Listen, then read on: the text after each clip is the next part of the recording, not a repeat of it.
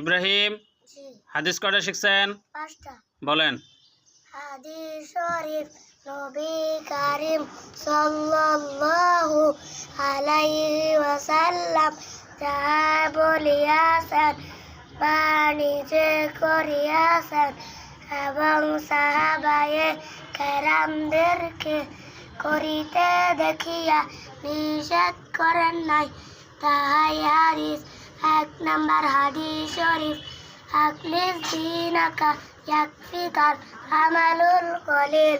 1 নম্বর হাদিস শরীফের অর্থ তোমার ঈমানকে খাঁটি কর, অল্প আমলই নাজাতের জন্য যথেষ্ট হইবে।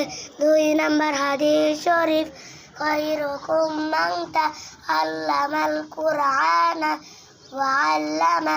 2 নম্বর হাদিস শরীফের অর্থ তোমাদের মধ্যে সর্বোত্তম ওই ব্যক্তি যিনি কুরআন মাজিদ শিক্ষা করেন এবং শিক্ষা দেন। 3 নম্বর হাদিস শরীফ তলাবুল ইলমি ফারিদাতুন আলা কুল্লি মুসলিম। 3 নম্বর হাদিস শরীফের অর্থ দ্বীনি ইলম তলব করা প্রত্যেক মুসলমানের উপর ফরজ।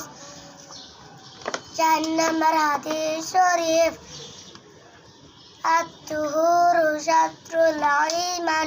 4 নম্বর হাদিস শরীফের অর্থ পবিত্রতা ঈমানের অঙ্গ। 5 নম্বর হাদিস শরীফ মিফতাহুল জান্নাতিস সালাহ। 5 নম্বর হাদিস শরীফের অর্থ নামাজ বেহেশতের চাবি। মাশাআল্লাহ, যান।